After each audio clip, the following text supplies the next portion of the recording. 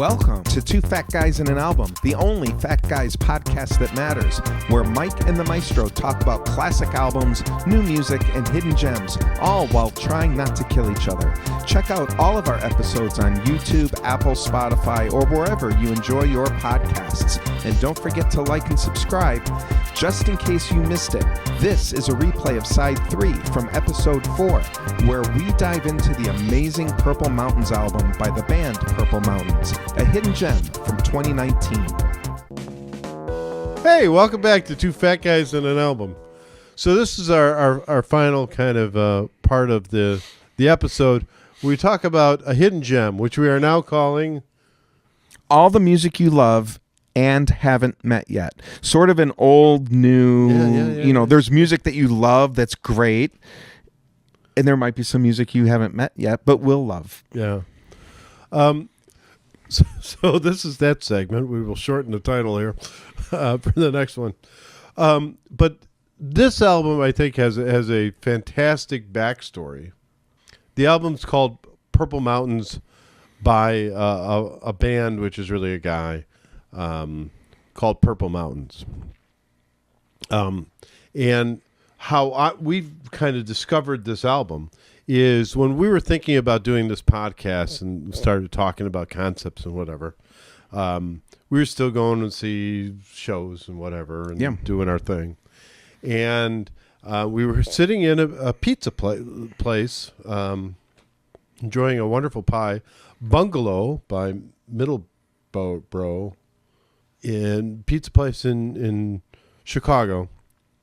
And I'd gotten into the habit over the last few weeks at this point of asking people what their perfect album was, if they had a perfect album. And everybody, once you explain the concept, that album you listen through with no skips, they would all come up and everybody would have one. Everybody has answered that question but my wife, by the way. Because she doesn't have a perfect album, or she doesn't want to talk to you? No, I don't think she has never thought about. You just never thought about it in that way before. In that kind of concept. And she couldn't tell you the names of songs or albums or artists. She, has a few things she likes, like REO Speedwagon, but, who doesn't? Styx, stuff like that. Yeah. But, anyways. Take it on the run, baby. So in this pizza place in Chicago, I asked, and the server came back with this album. And I downloaded it, and it's actually really good. I don't know if it's a perfect album, if there's no skips there, but it has some tremendous songs on there I thoroughly enjoyed. And after we decided to kind of do this for this part, it's kind of, looked into it because, hey, this would be kind of cool to kind of see what else they're doing and what else they're involved in. And it turns out that this is the Giggle. This was his final project. Right. This is just total awkwardness. So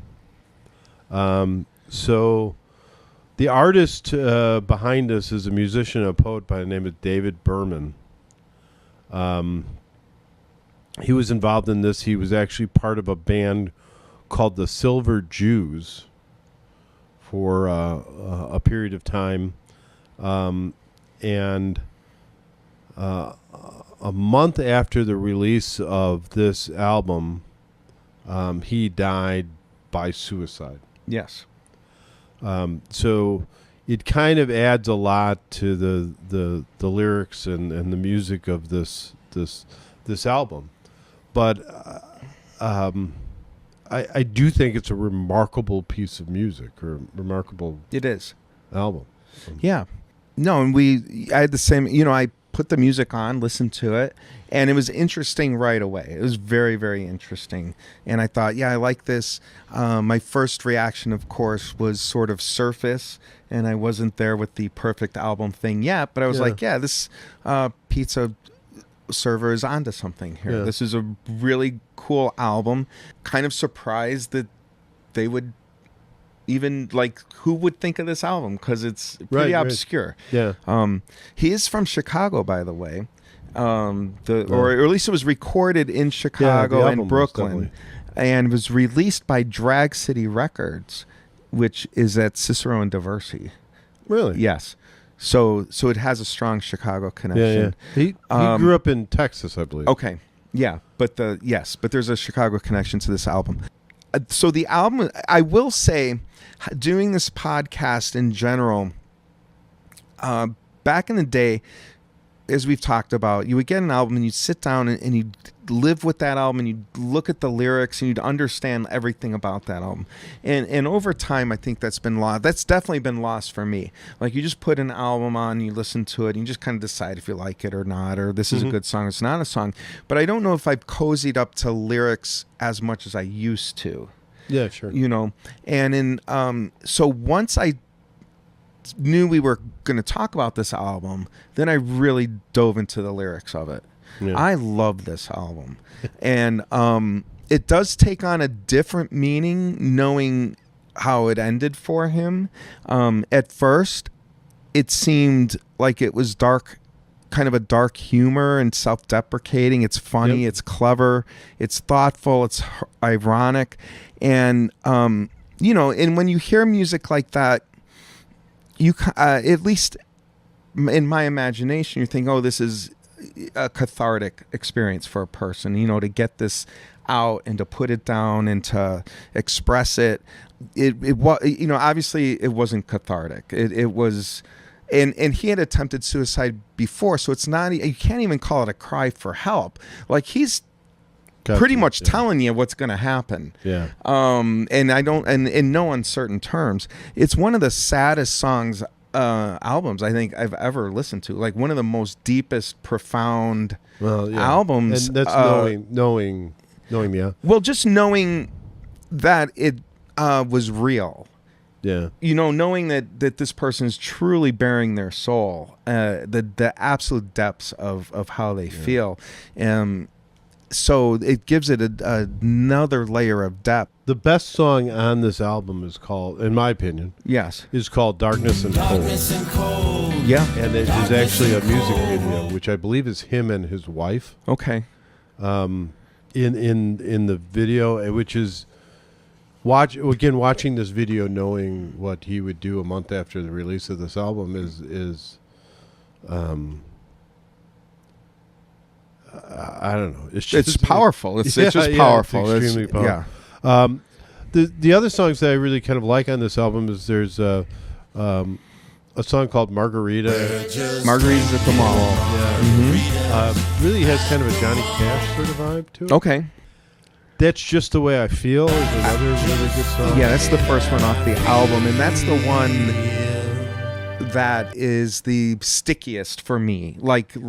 Okay. It's like that's the one that gets stuck in my head. I think that's the single from the album. Right. You know, but that is the one that to me is just the catchiest. And please don't misunderstand me. It is just as sad as all the other songs.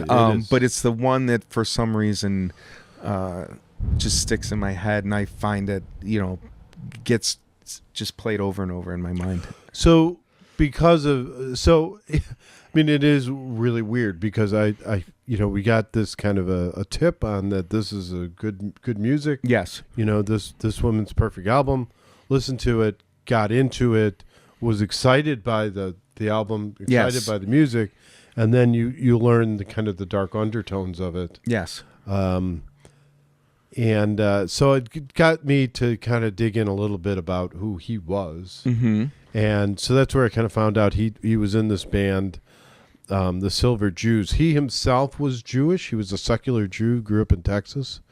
But the Silver Jews actually had two, there was a trio, and the other two members were Stephen Malkmus and, good Lord, Bob Nashtanovich. You're on your own.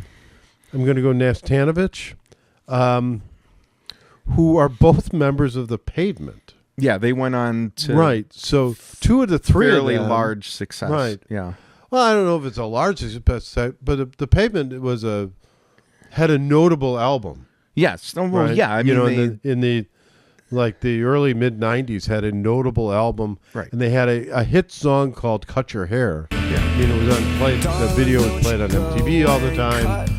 They performed it on like the Tonight Show. Mm-hmm. It was in an episode of Beavis and Butthead, which was a cultural kind of institution at that point in time. On MTV. Yeah, Right. on MTV. Yeah, they broke through to the mainstream. Right, Yeah. right. For a short period of time, but yeah, they were popular, and from everything I've kind of read, he really was kind of felt left out and kind of hurt by that. Yeah, but he that's went a different direction in poetry and art and Right. whatever. But clearly, a phenomenal musician. Yeah, a great poet. I mean, this is a song, again, it's an album that is sort of stripped down, so you're getting, the poetry stands out, the lyrics stand out, and the lyrics are outstanding. They're super thoughtful, super literate, and I mean, it's the poet is truly there. Yeah, it's well written. So it's worth listening. But as the Maestro said early on, if you have thoughts of hurting yourself, please reach out and talk to somebody. Yeah. Get help. Wow, that was that's heavy. How about those bears? yeah, great album. This dude was though on a tragic odyssey, man. Okay, well that I think draws us to the end of this week's episode. As always, I'd like to thank our director, SmidgeFilms, our PR team from LR Media, our sponsors. We got Deeper Connections Counseling. Again, if you're having some dark thoughts, reach out to somebody. Deeper Connections would be happy to help you. SmidgeFilms, Diane, Blackburn from Beard and Warner. So I am, as always, I am Fat Guy number 1. Fat Guy number 2. And until next week, happy listening.